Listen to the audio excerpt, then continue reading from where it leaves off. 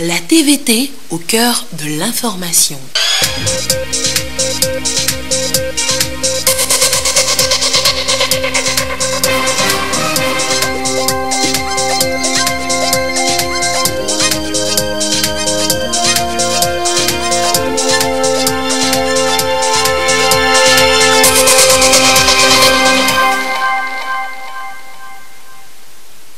Il est l'heure du journal sur la télévision togolaise. Madame, Monsieur, bonsoir. Et voici les titres de cette édition. Le secteur privé togolais participera à près de 65% à la mise en œuvre du PND, Plan National de Développement. Et la Chambre de commerce et d'industrie du Togo mobilise justement les opérateurs économiques pour cette cause. D'abord pour le forum Togo-UE de juin prochain. Les détails dans ce journal. Et puis, l'ICAT veut investir encore plus dans l'agriculture et pour plus de rendement durant cette campagne agricole. Et pour ce faire, elle mise sur l'appui technique des producteurs agricoles. Comment cela se fera? Les détails dans ce journal. Voilà pour les titres. D'abord, sachez que le président de la République, Faure Sozimna Nyazingbe, est depuis ce dimanche en visite de travail au Rwanda. Il va participer à partir de demain, lundi, à la 7e édition de l'Africa CEO Forum, l'un des plus grands rendez-vous des décideurs et financiers du secteur privé africain face aux actionnaires d'entreprises africaines, investisseurs internationaux et dirigeants de multinationales. Le chef de l'État va présenter le PND, plan dont la réalisation devra être financée par le secteur privé du Togo à hauteur de 65%. Et le président de la République, Faure Sozimna Nyazingbe, a été accueilli, donc, vous le voyez sur ces images, à son arrivée à l'aéroport international de Kigali par les autorités rwandaises. Nous reviendrons donc sur les détails de cette visite de travail du chef de l'État en terre rwandaise dans nos prochaines éditions. Et parlant justement du PND, vous l'aurez compris, le secteur privé y participera à hauteur de 65%. Et pour ce faire, pour motiver justement ce secteur privé, un forum économique Togo-UE sera organisé en juin prochain. Et les responsables de la Chambre de commerce et d'industrie du Togo misent sur la mobilisation effective des opérateurs économiques. Et dans leur tournée, ils sont arrivés cette semaine dans les savanes. Le compte rendu avec Désiré Aloy. Séance de mobilisation et de sensibilisation des acteurs opérateurs économiques du secteur privé de la région des Savanes pour information et échange afin d'opérer une dynamique dans le savoir-faire contribuant à la réussite du Forum économique Togo-Union européenne de juin 2019 et le PND, Plan national de développement. Un ambitieux programme pour faire du Togo une plateforme économique. Ce forum, une réunion d'affaires qui va regrouper acteurs politiques, économiques et autres objectifs, consolider les liens de coopération économique et diplomatique entre le Togo et l'Union européenne, explorer des opportunités économiques et d'investissement renforçant le PND.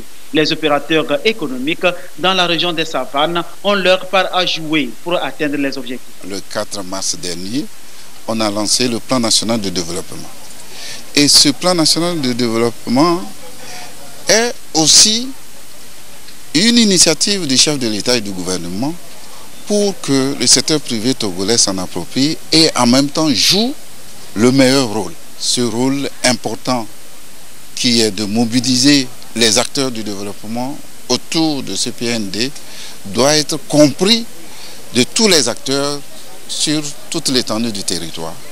Et nous sommes là pour motiver tout le monde et leur sensibiliser sur vraiment la volonté du chef de l'État à pouvoir accompagner le secteur privé togolais et à faire en sorte qu'un dynamisme soit vraiment mis en place pour que nous puissions jouer ce premier rôle qui est un rôle important de créateur de richesse et d'emploi dans ce pays.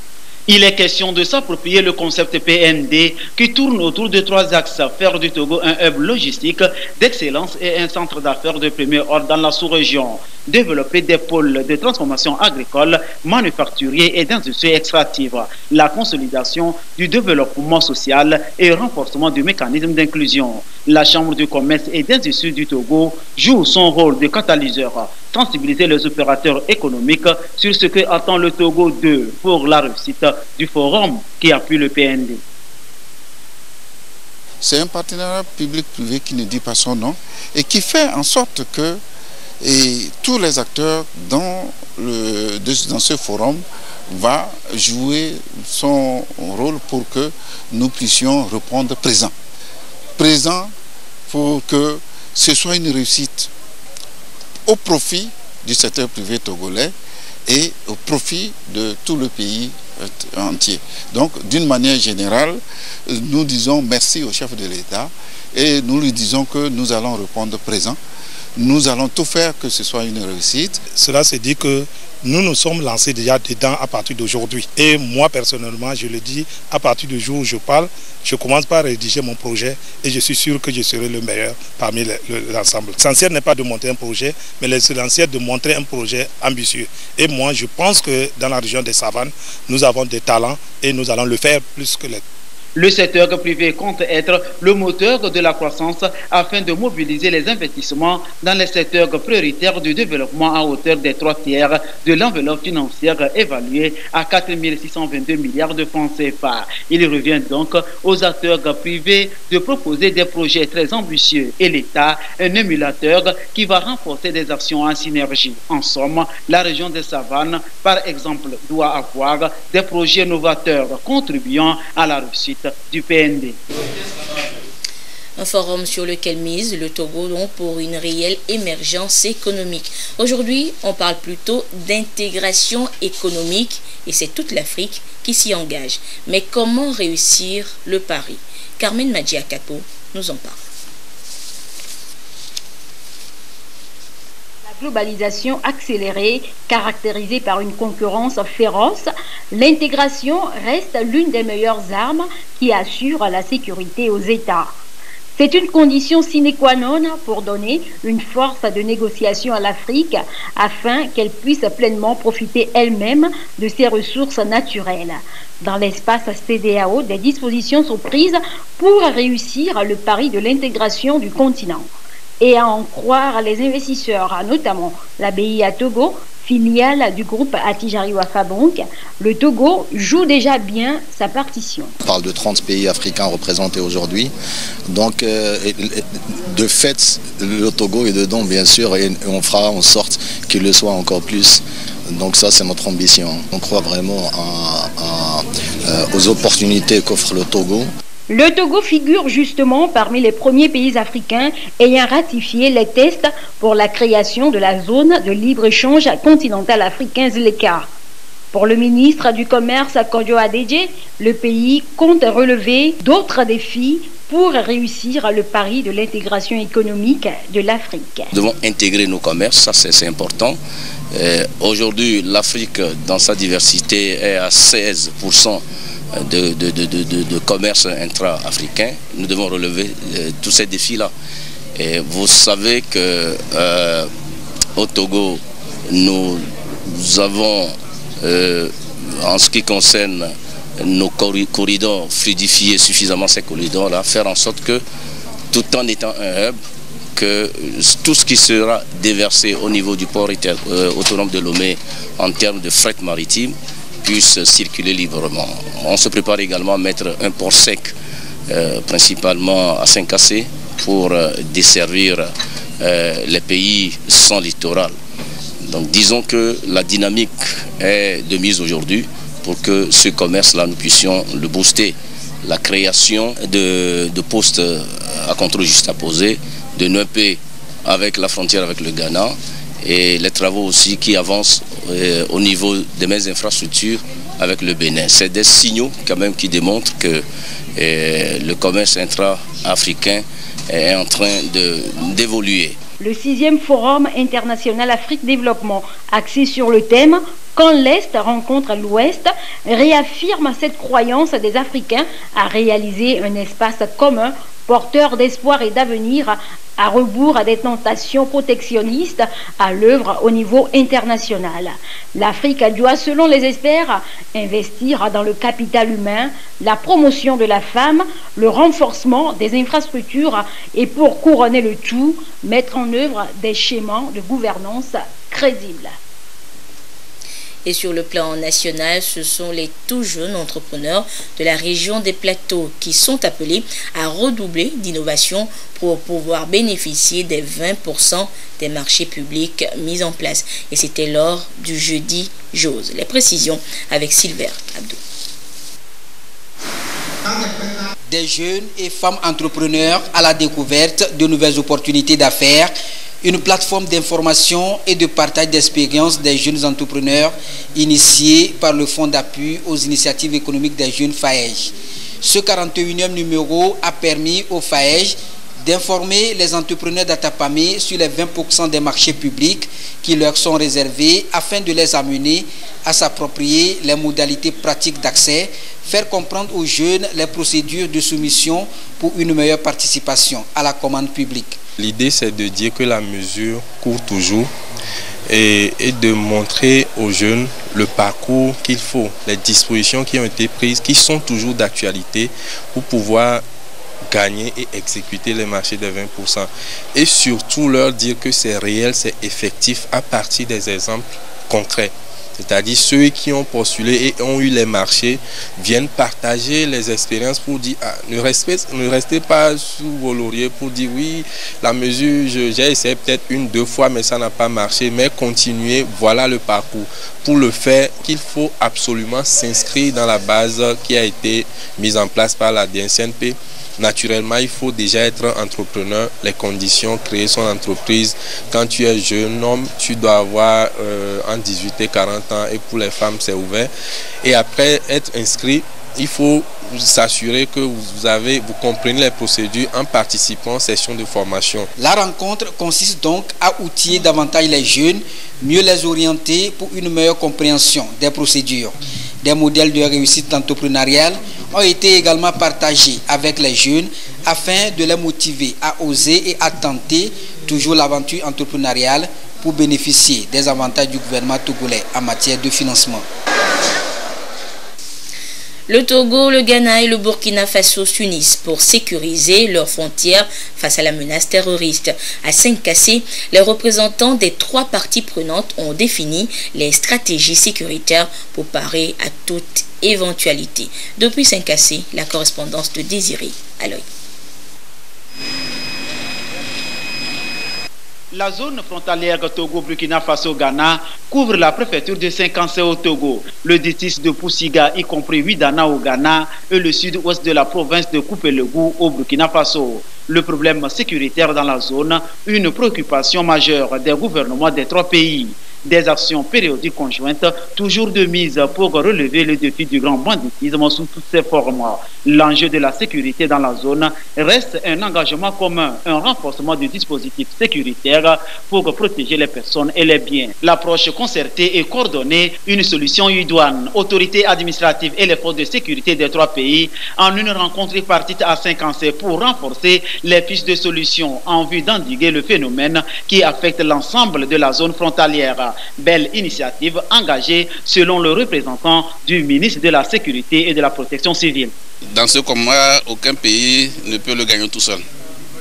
Voilà, donc il est vraiment utile de pouvoir se mettre ensemble, de collaborer, de coopérer, de mutualiser les moyens et les services pour pouvoir arriver à bout de cette criminalité du terrorisme. Les chefs d'État ont instruit leur ministre de sécurité de pouvoir faire en sorte qu'à la base, voilà, les gens puissent travailler en passant d'une frontière à une autre sans avoir peur.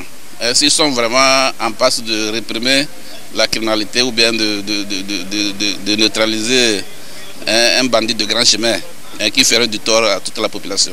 La population en général, c'est de collaborer en fournissant les renseignements dans leur milieu. En résumé, c'est un renforcement de la coopération sécuritaire dans la zone frontalière Togo, Ghana, Burkina Faso à travers des stratégies locales communes de prévention et de lutte contre l'insécurité. Cette rencontre nous permettra de faire des propositions concrètes pour des solutions entre les trois pays, une coordination entre les trois pays, des actions entre les trois pays. Tout part des frontières et on prend les règles du pays, surtout les cas de terrorisme. Ils passent par des frontières et ils rentrent dans nos pays. On ne sait pas par où ils rentrent, ça traverse des frontières. Donc le renforcement de la sécurité dans les frontières est très important pour lutter non seulement contre l'insécurité, la criminalité et surtout contre le terrorisme dans les trois pays. Cette rencontre est très importante et très salvatrice pour nos trois pays-là. Un espace de dialogue à pérenniser alors entre les acteurs transfrontaliers des trois pays. Nous devons travailler en synergie pour pouvoir éradiquer ce mal, pour pouvoir éradiquer le mal des problèmes transfrontaliers et pour pouvoir mettre nos populations à l'abri des questions de braquage, de criminalité. Le problème sécuritaire reste aujourd'hui un grand enjeu mondial. Le partage des renseignements, la bonne collaboration entre forces de sécurité et les populations dans le cadre de la police de proximité est un grand atout pour ensemble relever le défi sécuritaire, condition sine qua non d'un développement réussi, une préoccupation des chefs d'État du Togo, du Ghana et du Burkina Faso. La campagne agricole 2018 a été une réussite. Celle de cette année, l'ICAT la veut meilleure en misant sur plus d'appui et de conseils techniques aux producteurs. Sylvain Abdou pour des précisions. L'Institut de conseil et d'appui technique ICAT analyse les résultats de l'exercice agricole 2018 pour opérer de nouvelles perspectives pour l'exercice agricole 2019. Il s'agit au cours de cette réunion technique de faire le point des activités réalisées, dégager les forces et les faiblesses pour repartir sur de nouvelles bases. Ceci devrait nous permettre de pouvoir dégager des stratégies qui ont été mises en œuvre, les faiblesses qui ont été observées au cours de la campagne agricole 2018 et donc ceci devrait nous permettre de pouvoir nous projeter à l'avenir. À travers cette rencontre, l'ICAT entend donc réadapter sa stratégie face aux nouveaux défis relatifs aux approches et outils nécessaires devant lui permettre de mieux s'affirmer pour une gestion efficace et efficiente de l'exercice 2019 dans le contexte de la mise en œuvre du PND, Plan national de développement. L'ICAT, qui est l'un des éléments, l'un des acteurs du ministère, devrait donc réorienter ses interventions. Donc devrait revoir son intervention pour pouvoir s'adapter, pour pouvoir, j'allais dire, contribuer à l'atteinte des objectifs du programme national de développement. Il s'agit donc d'explorer à travers cette réunion technique la mise en œuvre des projets et programmes, notamment le PPAO, et surtout de voir les actions menées en matière d'appui technique aux producteurs pour envisager de nouvelles orientations destinées à mieux accompagner les producteurs dans leurs différentes exploitations agricoles. Les producteurs seront plus soutenus et les responsables de groupements de femmes le sont elles aussi à Kara, mais pour un autre objectif, mieux transformer les produits agricoles grâce aux plateformes multifonctionnelles. Depuis Kara, Nestor Mozo. Venus de la centrale, de la Kara et des savanes, les bénéficiaires de la formation sont outillés pour devenir des entrepreneurs en matière de transformation des produits agroalimentaires. Elles sont membres des groupements qui ont eu la chance de disposer de nouvelles plateformes multifonctionnelles utilisant l'énergie solaire. Elles renforcent leurs capacités pour exploiter les possibilités qu'offrent ces instruments par rapport à la transformation agroalimentaire. Cette formation s'inscrit dans la priorité du programme national de développement de la plateforme multifonctionnelle qui est de promouvoir l'entrepreneuriat féminin en milieu rural. Elle s'inscrit également dans la composante renforcement de capacité du PUDC. Cette formation permettra aux participantes d'initier des entreprises, de créer des emplois d'accroître leurs revenus et partant de contribuer à la réduction de la pauvreté dans leur localité. Le programme appuie les communautés dans l'installation des plateformes multifonctionnelles solaires et ces équipements utilisent les produits agricoles en matière de transformation.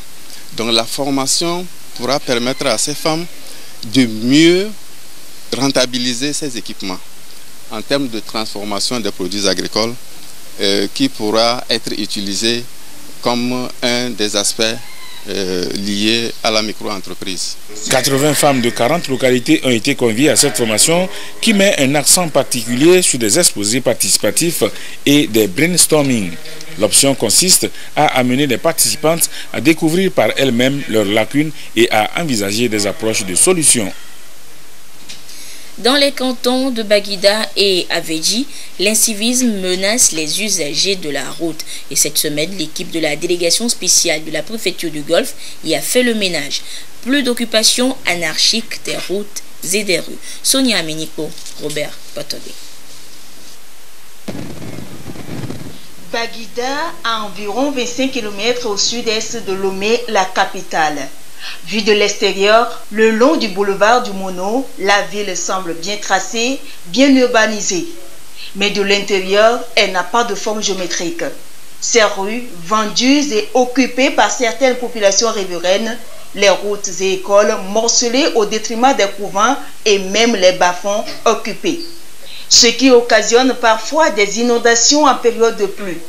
L'équipe de la délégation spéciale de la préfecture du Golfe fait le ménage en commençant par ce couvent à Vilikopé.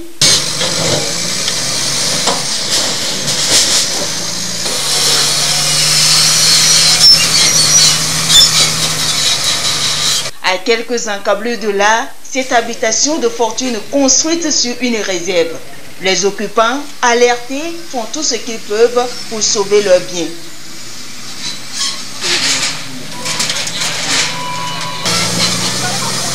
L'État a fait son devoir en traçant les rues de Baguida. Et sur le chemin directeur de 83, toutes les rues ont été tracées.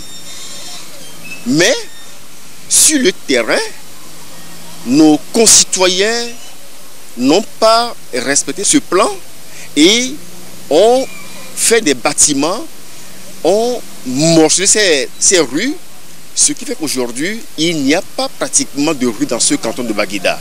C'est pourquoi nous sommes là pour dégager les voies qui sont anarchiquement occupées. D'autres localités, notamment Avepozo, Pogan, Adamavo, seront très prochainement concernées par la même opération. Cet espace est une réserve administrative destinée à abriter le centre artisanal d'Avedji.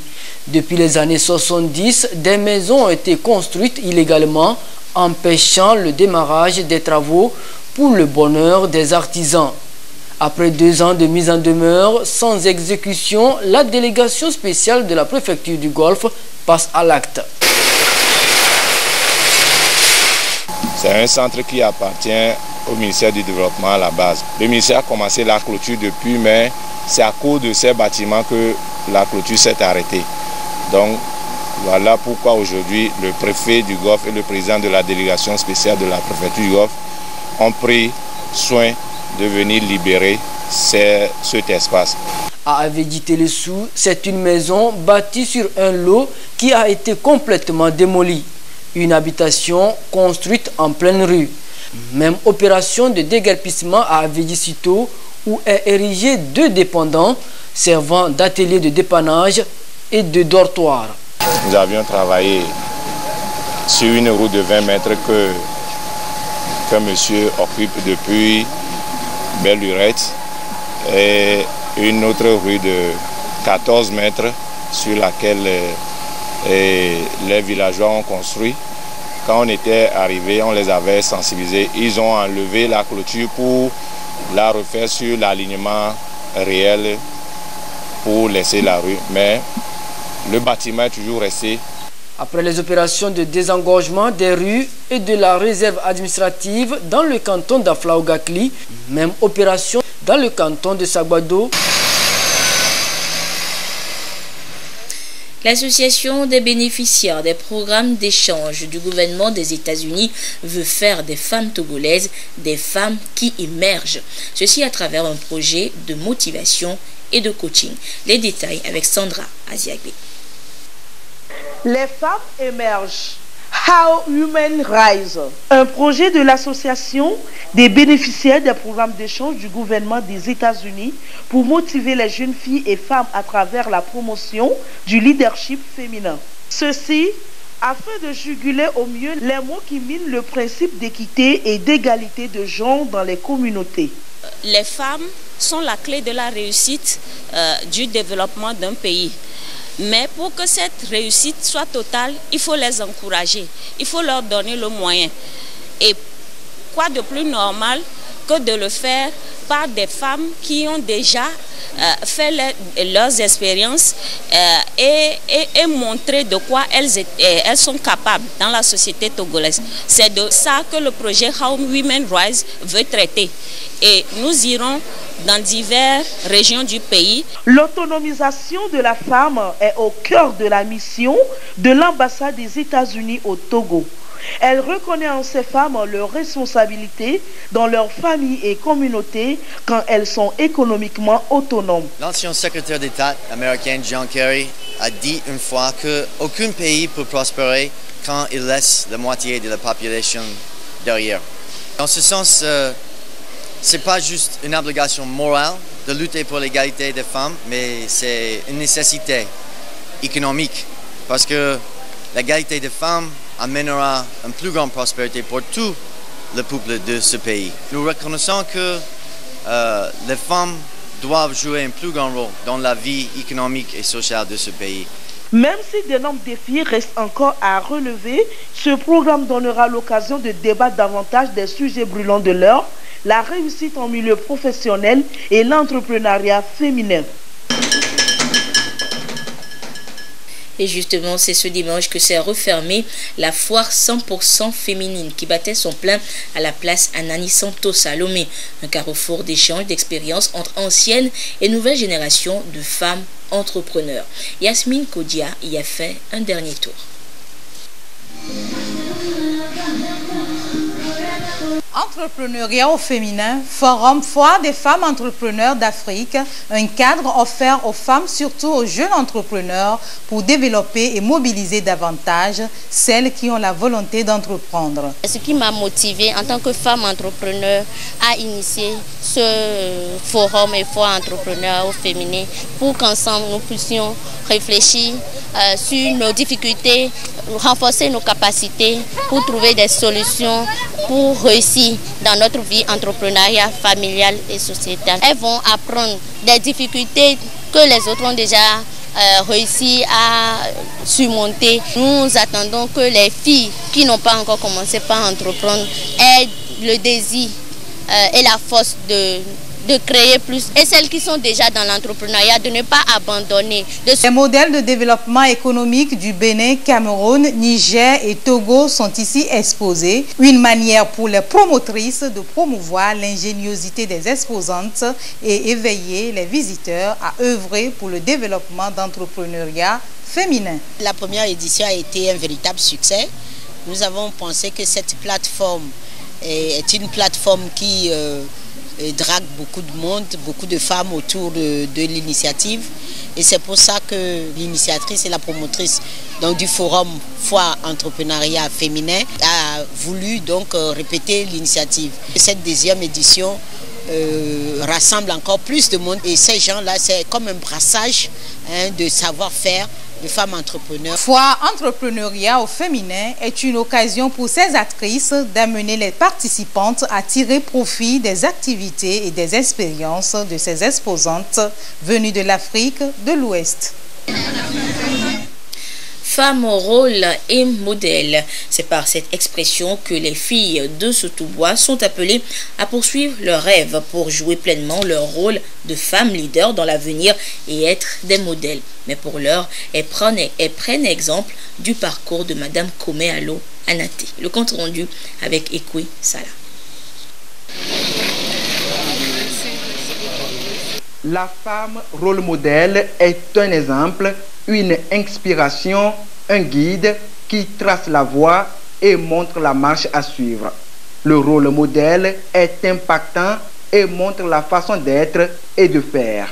Invitée à cette séance de sensibilisation, Madame Anaté a convaincu les filles et l'assistance. Dans la région, on déplore beaucoup l'abandon scolaire, les grossesses précoces, etc. Et je pense qu'il est important que les jeunes filles ou les élèves en général aient des modèles auxquels ils vont s'identifier ou qui les inspirent. Il est important que les jeunes comprennent qu'on ne peut pas réussir dans la vie si on n'a pas d'objectif, si on n'a pas de but et si on n'a pas des méthodes, si on ne cherche pas les moyens qu'il faut pour atteindre ces objectifs. Et parmi les moyens, en tant qu'élèves, c'est le travail en premier. Ils doivent se concentrer sur leur travail et surtout les jeunes filles. Là, nous parlons beaucoup de la maîtrise de soi, donc oublier les garçons un moment et se fixer l'objectif de la réussite. Les élèves filles ont été réconfortés par les différentes interventions les conviant à la concentration pour les études tout en évitant les relations compromettantes. La ministre et ses acteurs nous préviennent, nous les filles du lycée, de bien travailler et d'étudier pour avoir la vie devant et la prospérité. L'idée ici, c'est de pouvoir inspirer les filles, les motiver à travers des modèles de femmes qui ont réussi. Et particulièrement à Sotou-Bois, ici au CEG Pandior, nous sommes avec la ministre Anaté qui a donné un peu son parcours, son exemple pour montrer aux filles que ça n'a pas été facile, mais c'était une question d'engagement, c'était une question de motivation et elle a su braver toutes les difficultés qui pouvaient se présenter à elle pour devenir ce qu'elle est aujourd'hui. Cette sensibilisation organisée par Creuset Togo s'inscrit dans le cadre du projet Éducation sensible au genre et sans violence de plan international Togo. Dans le reste de l'actualité hors de nos frontières, on note ce véritable massacre qui a eu lieu hier dans 2 villages Peul du centre Mali.